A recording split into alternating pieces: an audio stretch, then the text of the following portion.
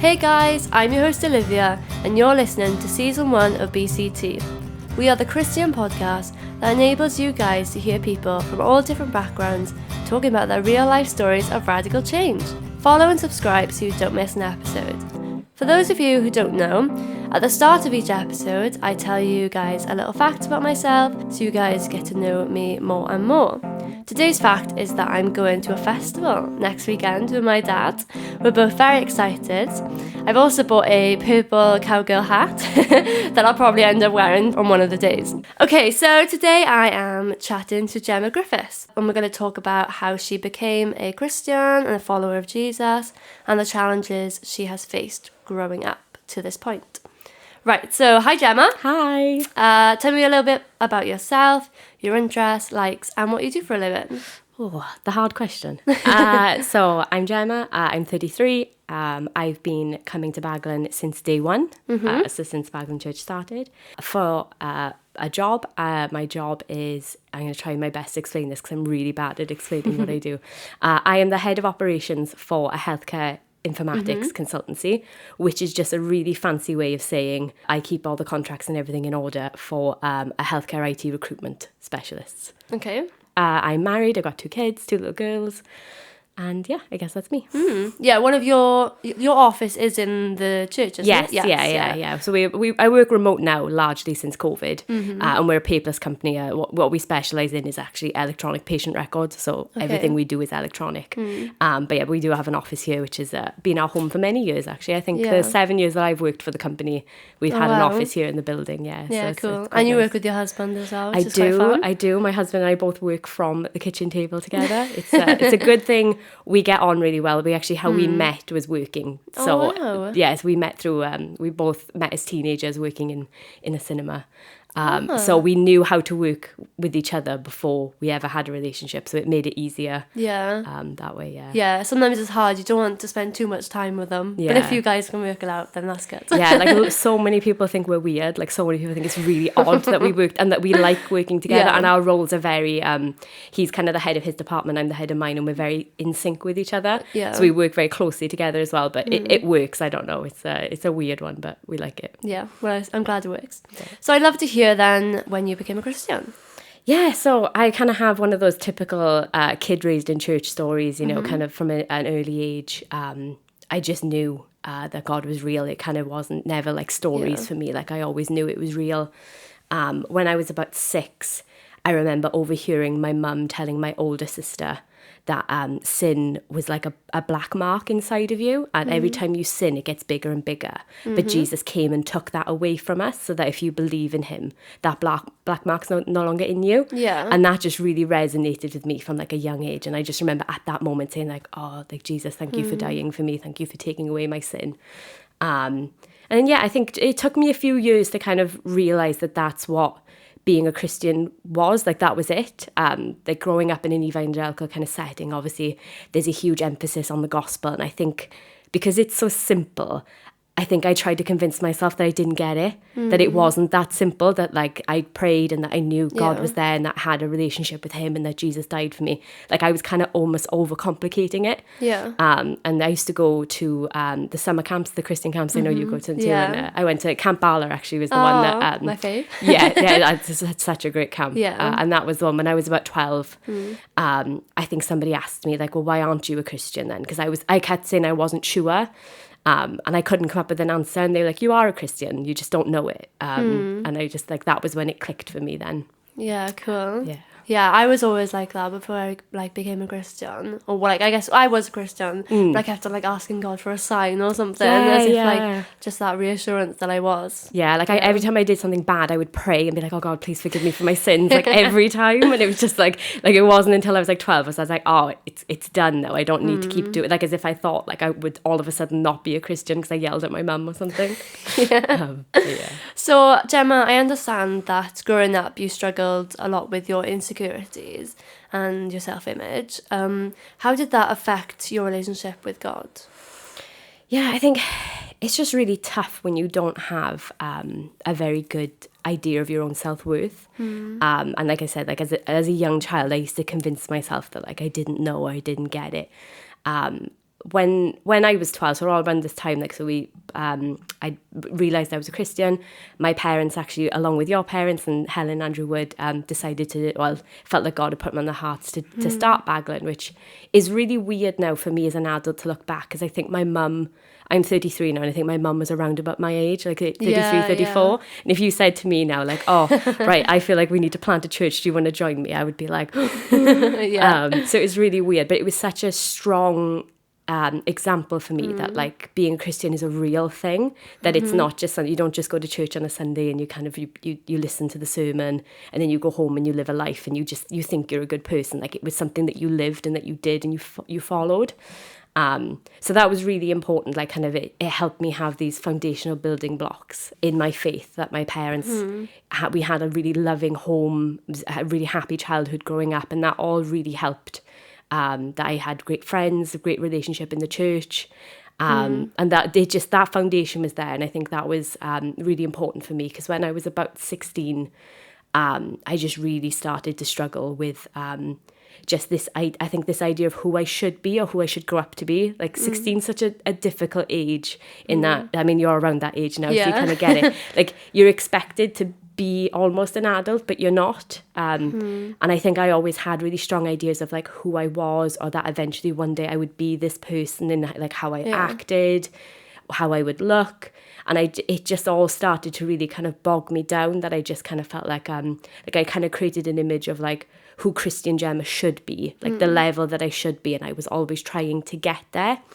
In earnest, like, it wasn't an act. I wasn't, like, trying to be somebody that I wasn't. Yeah. I was just always very, and I still am now, but I've always been very hard on myself, that, like, if I can't do something or I find something difficult, it's like, this is not, like, I'll have, like, an inner voice where it's like, this is something normal people can do, like, why can't you do it? Or people don't struggle with this, why are you struggling with it? And I think when I got to about 16, those voices are amplified anyway when you're that age, aren't they? You know, you're going through a lot of changes, you're having to make decisions. And I just found it all really tough, and just trying to become the Christian version of me that I thought I had to be, whilst inside just very strongly despising myself, just didn't like who I was, just always felt like in any situation I have to be kinder, I have to be nicer. But just kind of always giving myself, like, a mental beatdown of, like, why did you say that? Why did you do that? Or why didn't you say anything? This kind of thing. And it just all kind of got on top of me. And then, like, about 16, 17, then just had massive kind of body issues, and just felt really worthless in myself, and was kind of very frightened that other people could see it, that other people could see that I hated myself. And so it just all kind of became this kind of dance that I did, where I just didn't want anyone to know, so I didn't talk to anyone, I didn't open up to anyone. It was just all about trying to be better, trying to be this person that I thought I had to be, so that people would like me and people would love me. And it was very, very difficult. I had a relationship at the time, and that was kind of where I got my worth from. That it was like, because this person loved me, that I was worth something then, you know. So even though I was massively struggling inside, I just thought, like, well, if they care for me, then maybe I'm worth caring for. And it's no surprise, obviously, that relationship didn't last, because I was very much a shell of a person. I couldn't open up. I could barely talk in the end to them. I couldn't, like, make eye contact with people. I just hated the idea of people looking at me and seeing me. Like, I thought if, like we're making eye contact now, like, that would make me so uncomfortable, because I think you're looking at me and you're seeing all these things that I hate about myself. You can see it. Like, I couldn't hear if people were talking to me and we were making eye contact. I couldn't hear anything they said, because all I could think about is, like, they're seeing me and they're going to not like me. So it was really tough. So when the relationship broke down, then any kind of self-worth that I had went away. And I was really clinging to God in that time, just kind of begging him to help me through it. And I remember very clearly one day having this vision that I was sitting in my bedroom, like, with my back to the door, and that God was on the other side of the door, so that he was there, but his presence wasn't with me. And at the time I interpreted it as that God was there, but I was going to have to, like, try and break through. Like, I had to break through to get to him. That he was there, but I couldn't feel his presence. I felt like that for years, that's what it was. And it wasn't until I looked back and realised the vision that I was having, I was sitting on the side of the door where the door opens into my room, and God was trying to tell me, you're not letting me in. That it wasn't that he was outside not wanting to come in, it was that he couldn't get in because I wasn't letting him there. And that was very much what was happening. I couldn't open up to anyone.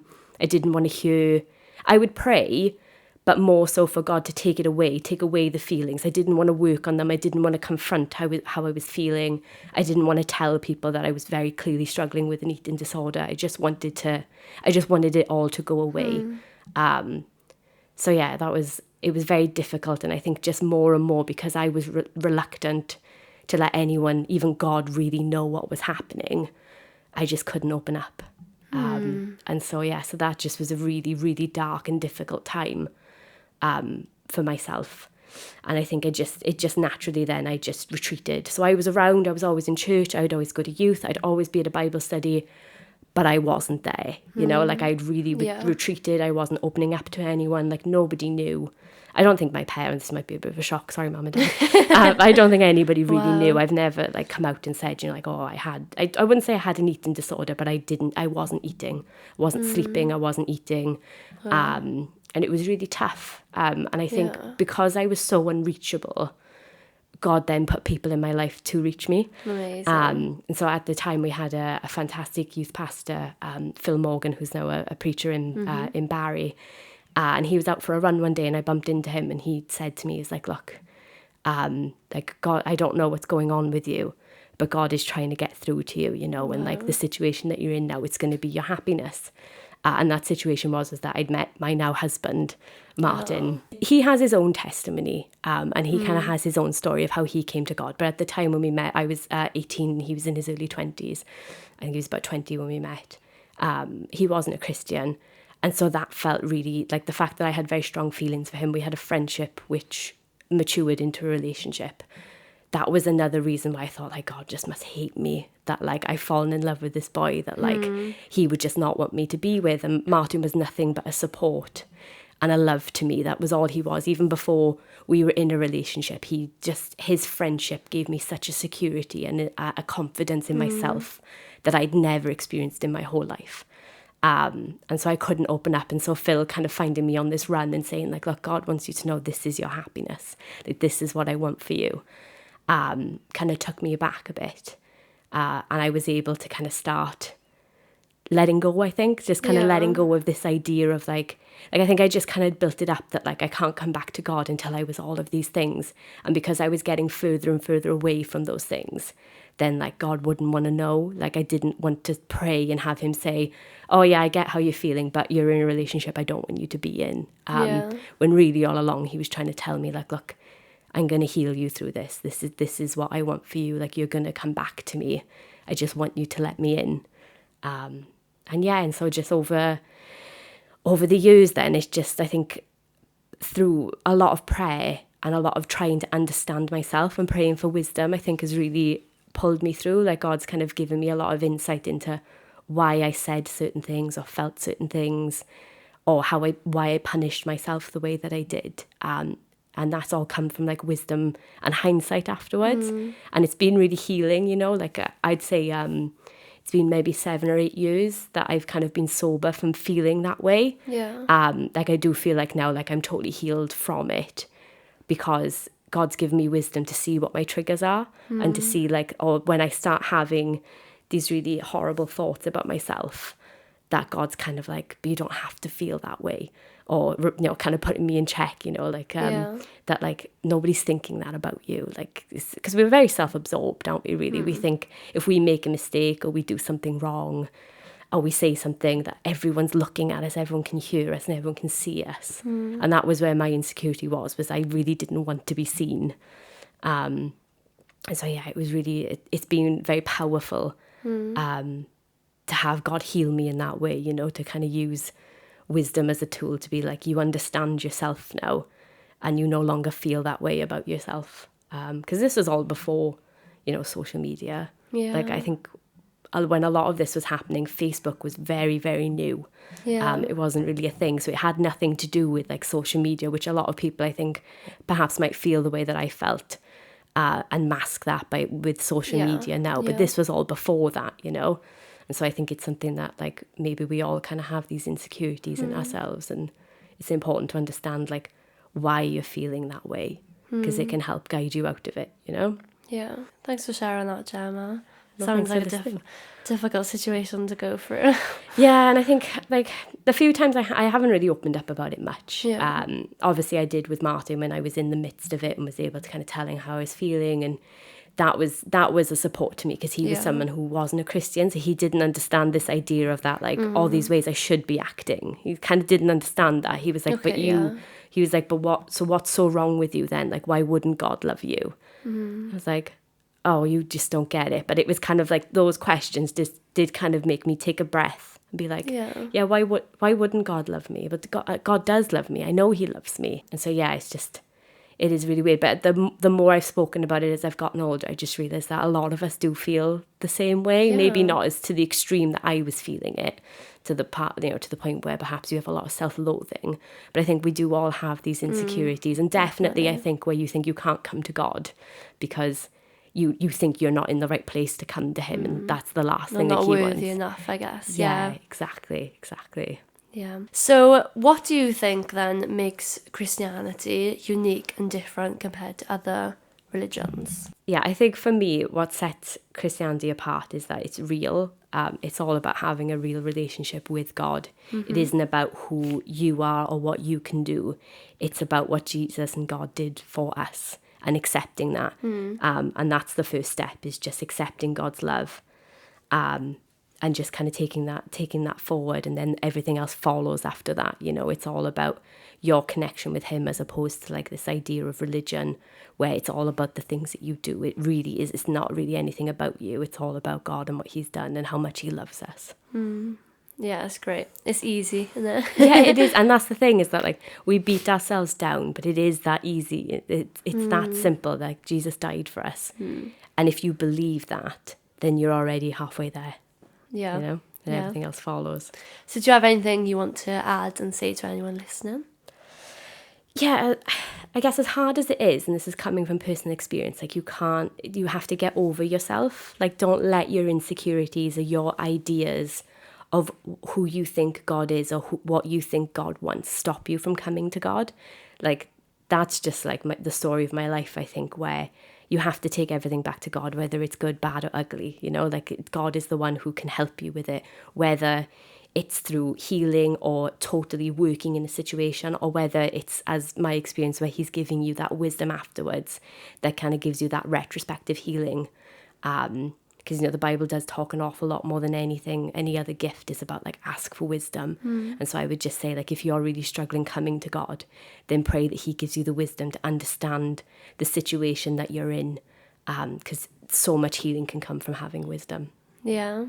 It's sometimes it's easier said than done, though, isn't it? Yeah, oh, absolutely. And it is. It's like, it's even something now that I say, like, if people ask for like prayer points for me, it's like, please pray that I can get over myself, because like the biggest blockade in my life is myself. Like, I'm putting myself either before others or in between good things that God has got for me. And so I understand it. But please, like, you know, turn to God, pray to God, ask for wisdom. Like, those are the best things that you can do. Yeah, definitely. Thank you so much, Gemma, for joining me today. What you said was really encouraging, and Thanks, Liv. I know that people listening will take a lot from what you said. Oh, thanks, Liv. It's been a pleasure. Thank you for having me. So guys, don't forget to subscribe on either Spotify or Apple Podcasts so you never miss an episode. And make sure to follow us on all social media platforms to keep up with updates and what we get to. Bye guys. Bye.